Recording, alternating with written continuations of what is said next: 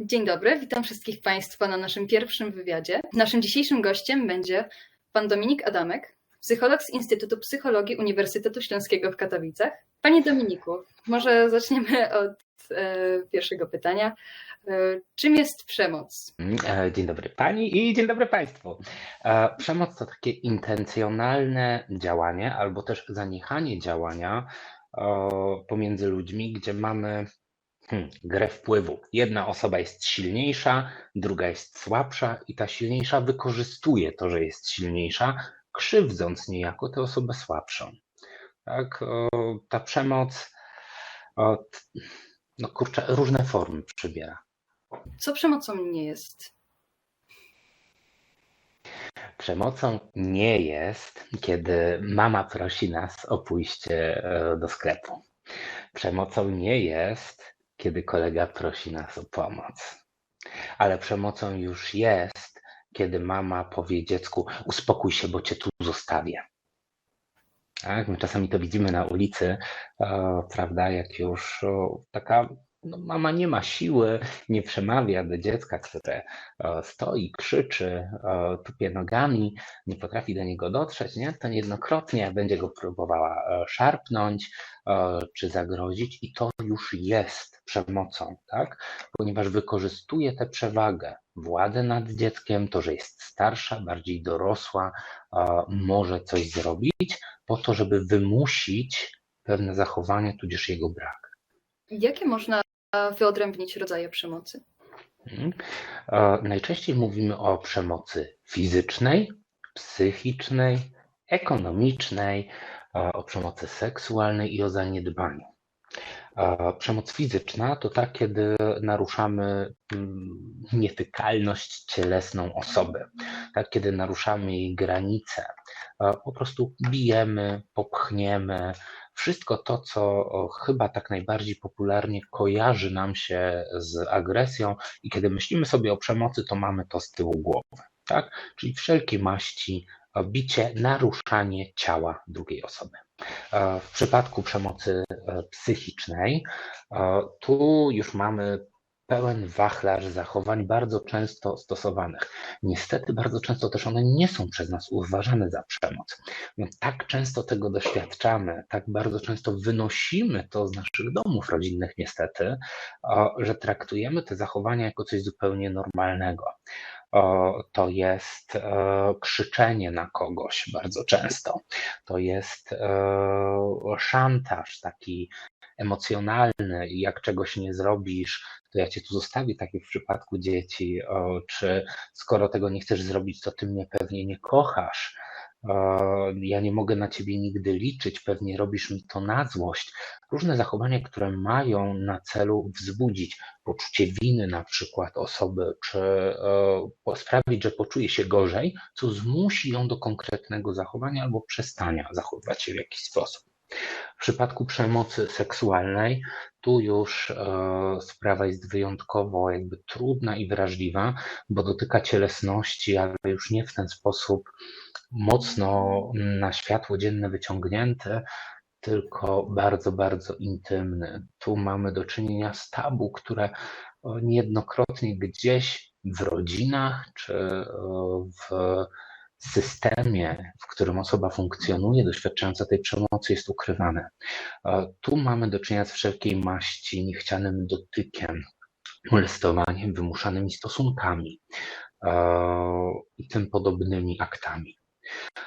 Takim chyba najmniej kojarzącym się nam potocznie z przemocą rodzajem jest zaniedbanie,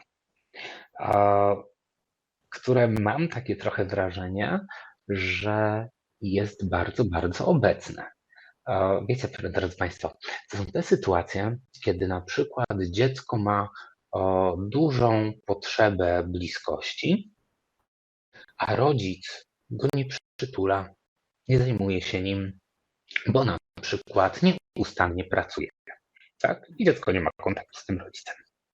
To są te sytuacje, kiedy mamy do czynienia z różnego rodzaju trudnymi sytuacjami, takimi właśnie przemocowymi, gdzie ktoś nie ma jak się zająć dzieckiem. Nie stać rodziny na to, żeby zapewnić jedzenie, zapewnić ciepło w mieszkaniu, zapewnić opiekę medyczną. To są te wszystkie sytuacje, gdzie ktoś świadomie i specjalnie, tak, to nie stać byłoby może troszkę nadużyciem. To jest ta decyzja, gdzie na przykład rodzic woli wydać sobie pieniądze na wyjście na imprezę, ale może nie będziemy szli stereotypowo rodzicem. To jest ta sytuacja, kiedy na przykład dorosłe dziecko opiekuje się rodziną, tak, i zamiast, jeżeli na przykład żyje na zasiłku, czy zarabia to pieniądze, to woli sobie pójść na imprezę, wydać na substancje psychoaktywne, spędzić fajny czas, niż wykorzystać to zgodnie z przeznaczeniem. Jak przemoc wpływa na mózg? Trudne pytanie. Trudne, bo bardzo niejednoznaczne. Przemoc w pewnym sensie będzie nam wpływała na funkcjonowanie naszego organizmu, na hormonalne funkcjonowanie naszego organizmu, przez co na funkcjonowanie naszego układu nerwowego, w tym mózgu. Tu przemoc musimy powiązać ze stresem. Tak, z taką reakcją na to, co się dzieje, którą oceniamy jako zagrażającą, i wzbudzana jest reakcja walcz lub uciekaj. Wiąże się to z wydzielaniem przez nasze nadnercza 3 różnych hormonów. Najpierw wydzielamy adrenalinę, o której już się Państwo na pewno uczyli, później noradrenalinę i kiedy ta sytuacja stresowa trwa jeszcze chwilę dłużej, pojawia się kortyzol.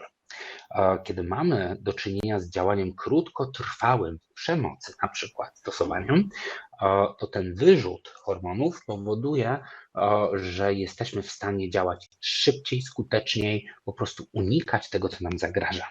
Problem zaczyna się pojawiać, kiedy hormony te pozostają uwolnione w organizmie dłużej. To będzie się wiązało z zagrożeniem wystąpienia wielu powikłań.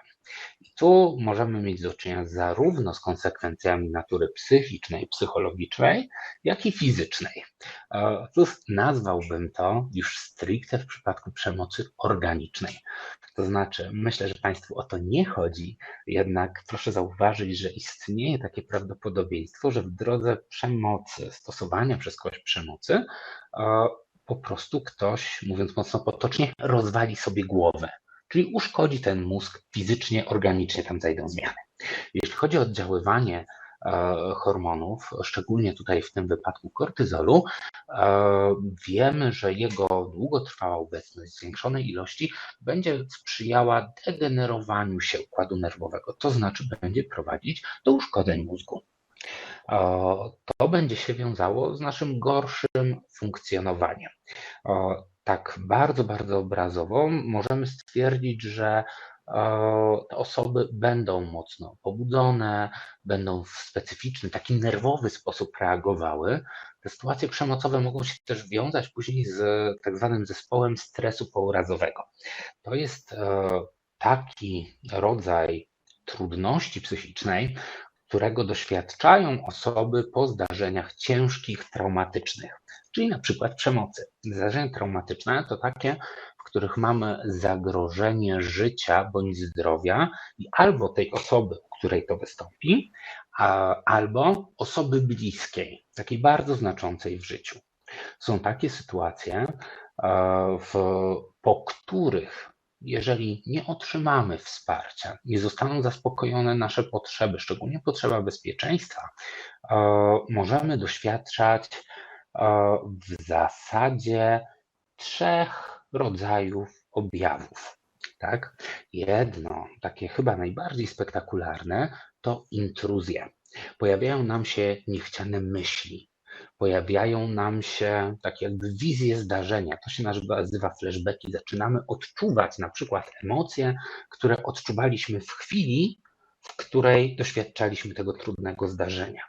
Czyli na przykład ktoś na nas napadł w ciemnej uliczce i my tak sobie nagle codziennie naraz mamy wrażenie, że się znajdujemy w tej uliczce znowu. Albo zaczynamy pod wpływem jakiegoś bodźca, na przykład coś nam mignie wie Pani, w kącie oka, coś dostrzeżemy kątem oka i nagle zaczynamy odczuwać ten sam lęk, który odczuwaliśmy w tamtej sytuacji. To jest jedno. Drugie to jest pobudzenie.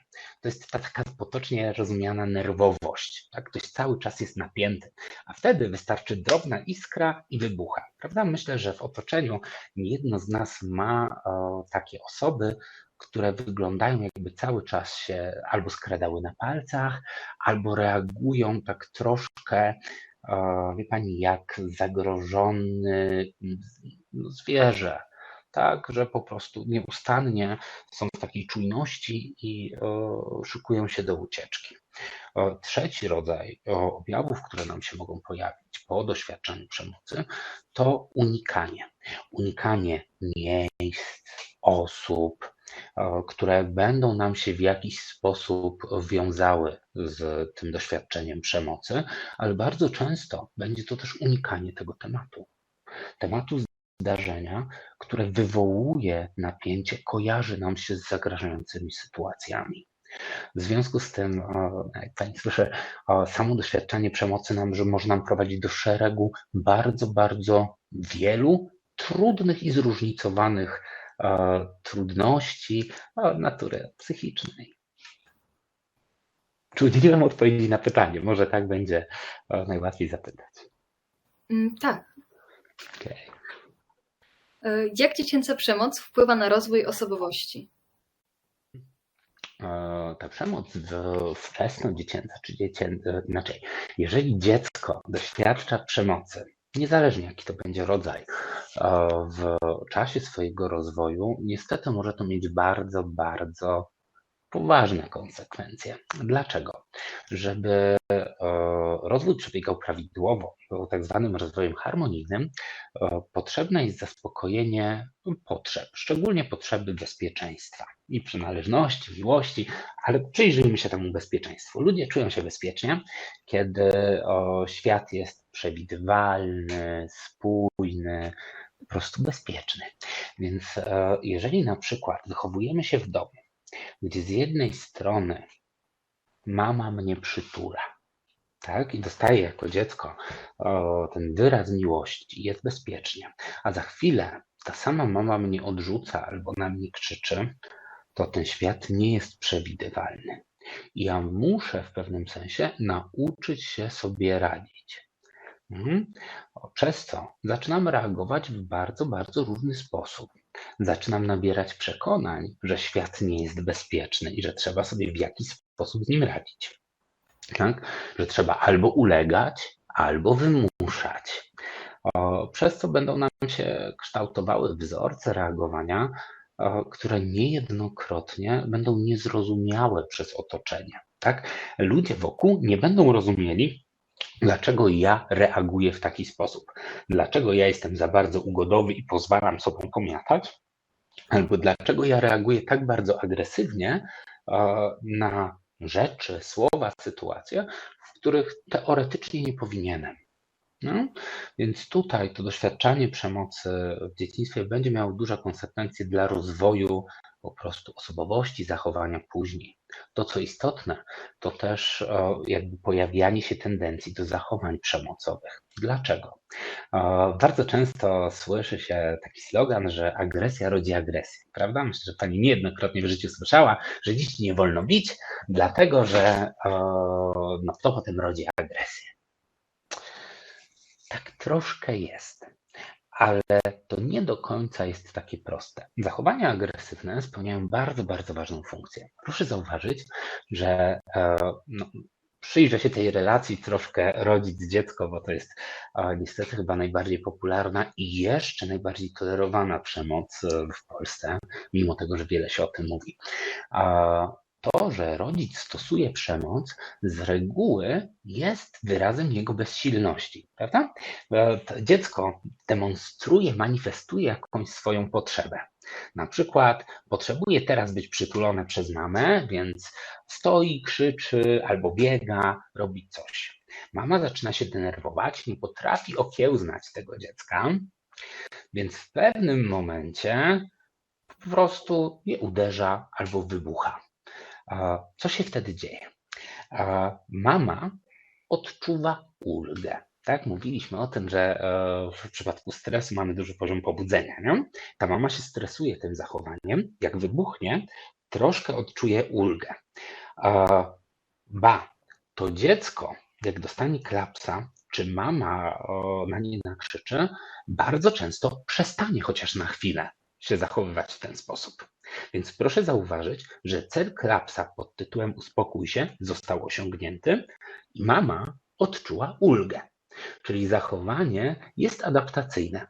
Tak, udało się, jest skuteczne, czuje się lepiej, cel jest osiągnięty. To się dzieje jakby troszkę poza naszą świadomością. A to, co się dzieje dalej, to proszę zauważyć, że dziecko miało jakąś potrzebę, która nie została zaspokojona, dopominało się o to i nauczyło się, że nie może. Jego potrzeba została sfrustrowana. Więc z jednej strony rodzi się właśnie taki stan, to się nazywa frustracja, który wymaga troszkę rozładowania. To jest ten czas, kiedy ktoś nie może zaspokoić swojej potrzeby. Tak? Nie da się. To rodzi szereg zachowań, które mają umożliwić to poradzenie sobie. Proszę sobie wyobrazić, że to dziecko, które potrzebuje uwagi i chciało tej uwagi w domu, potrzebuje bliskości, tu nie dostaje zaspokojenia i nagle potem idzie do szkoły czy do przedszkola. Bardzo często to będzie to dziecko, które w jakiś sposób jest niegrzeczne. Dlaczego? Dlatego, że z frustracją radzimy sobie albo wykonując czynności, które kiedyś nam pomagały, czy liczymy, że pomogą nam zaspokoić potrzebę, albo agresywnie próbując poradzić sobie z napięciem, które odczuwamy, albo cofając się troszkę w rozwoju, oczywiście wezmę to w cudzysłów, to się nazywa regresja i używamy zachowań, które kiedyś były skuteczne. Proszę zauważyć, to są te momenty, kiedy dziecko zaczyna płakać albo zaczyna się kołysać, tak? Bo to kiedyś zwracało uwagę, podobało, że się czuło bezpiecznie. W ten sposób radzi sobie w otoczeniu. Jednocześnie to jest ten czas w życiu, kiedy dziecko uczy się przez modelowanie. Modelowanie to jest taki sposób uczenia się, kiedy my naśladujemy zachowanie innych osób dla nas znaczących, ale nie tylko dlatego, że my patrzymy i robimy, tylko patrzymy na efekt, jaki został osiągnięty. Proszę zauważyć, jeżeli dziecko doświadczyło, że jak mama dała mu klapsa, to je spacyfikowała, to widzi, że jeżeli chce coś osiągnąć, to jest sposób. I potem, kiedy to spróbuje zrobić, poradzić sobie w sposób agresywny z napięciem, którego doświadcza i zrobi to samo w przedszkolu, to kiedy zbije inne dziecko, odczuje ulgę i zobaczy reakcję, która też będzie wzmacniająca, bo to dziecko na chwilę przestanie się zachowywać w ten sam sposób, w jaki zachowywało się przed dostaniem klapsa. W takim razie przemoc może zmieniać osobowość? Może. Tak, no nawet nie tyle, powiedziałbym, że nie tyle zmieniać osobowość, co wpływać na kształtowanie się pewnych wzorców zachowania i kształtowanie się osobowości. Tak. Jakie są najczęstsze konsekwencje takiej przemocy? W zasadzie to wszystkim chyba powiedzieliśmy. Tak sobie myślę, że to, do czego byśmy nie chcieli dopuścić, to próby samobójcze wśród osób, które tej przemocy doświadczają. Proszę zauważyć, że bardzo często, kiedy pojawia się w naszym otoczeniu przemoc, my się czujemy bezradni. Tak? Niezależnie od tego, czy my tej przemocy doświadczamy, czy jesteśmy jej świadkami. Proszę zauważyć, że w sytuacji, kiedy jesteśmy jej świadkami, to my staramy się pomóc. Nie? Każdy z nas chciałby, że kiedy pojawia się przemoc w naszym otoczeniu, to jak najlepiej pomóc, żeby ktoś nie był krzywdzony. To, co jest problematyczne, to, że my nie do końca wiemy jak i staramy się zrobić to skutecznie, ale skutecznie w rozumieniu zrobić to raz, szybko, dobrze i mieć z głowy. Niech ten problem zniknie. Co bardzo często jest podłożem do tego, że pojawiały się kolejne problemy. Tak? Sprawa z przemocą jest bardzo często niejednoznaczna. Bardzo często my staramy się wyłonić, czy to jest jedna ofiara, jeden sprawca. Proszę mi wierzyć, bardzo rzadko tak jest. Taki krąg przemocy, relacja przemocowa to jest relacja. Tam osoby stosujące przemoc i tej przemocy doświadczające bardzo często wymieniają się rolami. Ta przemoc, zachowania przemocowe spełniają swoje funkcje w relacji. Tak? To nie jest tak, że ta osoba tylko i wyłącznie, ta, która doświadcza w danym momencie przemocy, tylko i wyłącznie cierpi. Bardzo często, i to niestety, bardzo przepraszam, bo to bardzo często brzmi niezbyt dobrze, ale czerpie korzyści z tego, że doświadcza przemocy. Tak? Bo może być na przykład w centrum uwagi osób dla siebie znaczących w tej chwili. Ktoś o tę osobę dba. Ktoś tej osobie na przykład przynosi dodatkowe jedzenie, albo ktoś tej osobie, która doświadcza przemocy, opiekuje się dziećmi. Ba, ta osoba, której tej przemocy doświadcza na co dzień, ma argument, żeby w sytuacji, kiedy ta zazwyczaj stosująca przemoc osoba jest słabsza, być przemocowa w stosunku do niej. Tak?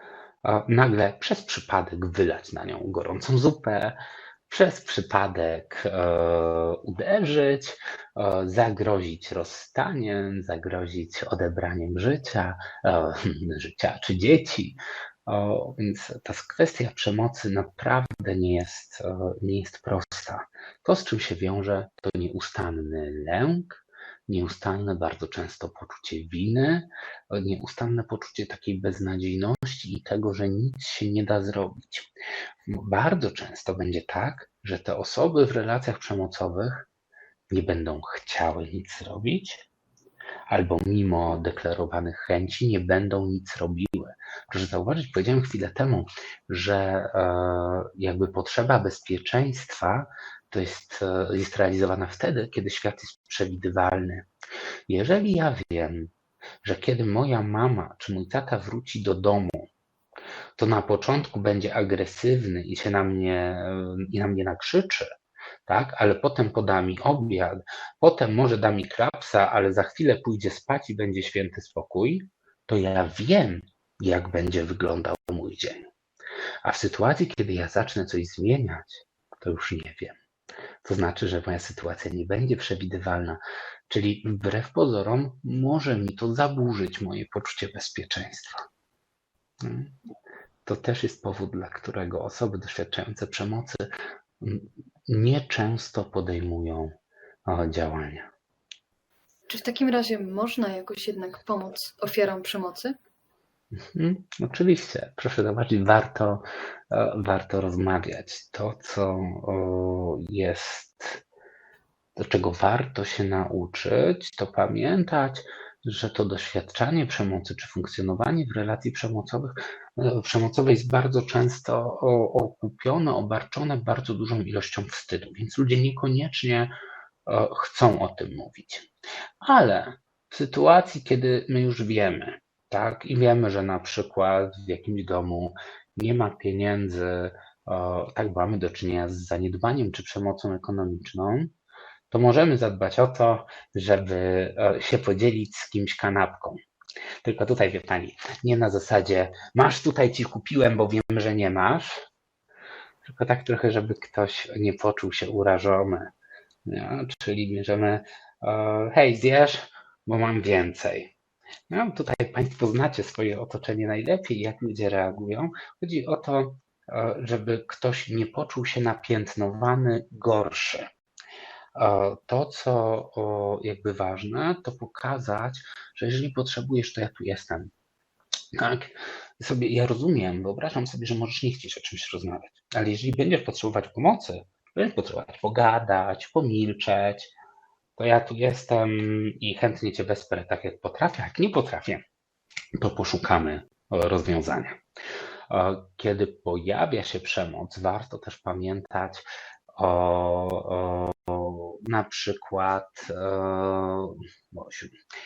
na przykład o niebieskich linii. prawda, która jeszcze funkcjonuje. Niestety to, co widzimy ostatnio, to troszkę spadek dostępności pomocy dla dzieci i młodzieży, dla osób doświadczających przemocy, takiej, która byłaby w każdej chwili anonimowa. To, co ważne, mamy też ośrodki interwencji kryzysowych, do których można się zgłosić. Tych możliwości naprawdę jest, ale to, co możemy zrobić my, jako my, pomagając, to pokazać, że jesteśmy.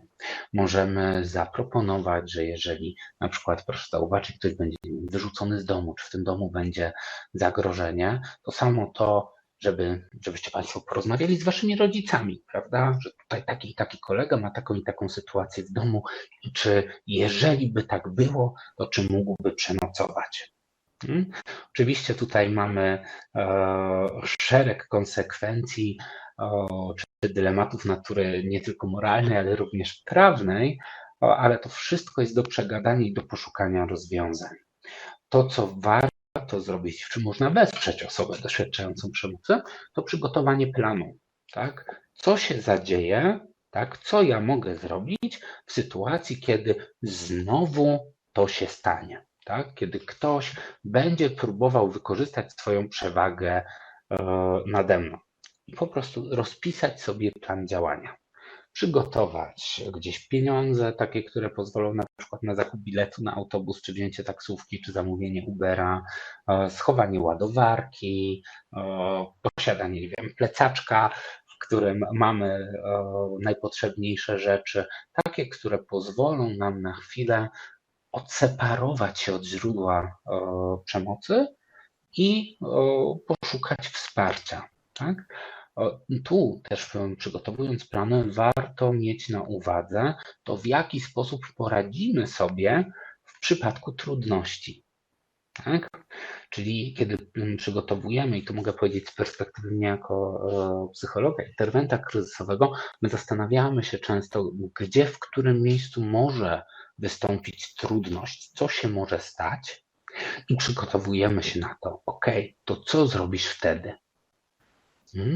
Takich różnych pomysłów jest naprawdę dużo. Zachęcam Was do poczytania, do prześledzenia tego, co pojawia się na forach internetowych, bo naprawdę rozwiązań mamy sporo. To, co ważne, to po prostu chcieć wesprzeć, być na to otwartym, ale też słuchać, jakie są czyjeś potrzeby. Tak? Bo my chcemy dobrze, ale niekoniecznie potrafimy, a proszę mi wierzyć, bardzo często nie potrafimy sobie wyobrazić sytuacji, w jakiej ktoś się znajduje i możemy wesprzeć go we wpadnięciu w jeszcze większe kłopoty. Tak więc tutaj szukamy możliwości pomocy. I ostatnie pytanie na dzisiaj. Czy są powody do usprawiedliwiania przemocy? Chyba powiem jednoznacznie, a nawet na pewno nie. Nie. Tak, z reguły mamy możliwość nieprzemocowego rozwiązania sporu, poradzenia sobie w jakiejś sytuacji. Przemoc jest drogą na skróty z wykorzystaniem przewagi sił, z upodleniem tak naprawdę drugiej osoby, uprzedmiotowieniem. Nie mamy powodów, nie ma żadnych sytuacji, które by tę przemoc usprawiedliwiały. Tak? Przy czym tu myślę, że możemy sobie rozgraniczyć trochę przemoc i agresję, ale przemoc nie. Dobrze. Dziękuję Panu bardzo za dzisiejszy wywiad. Dzięki wielkie.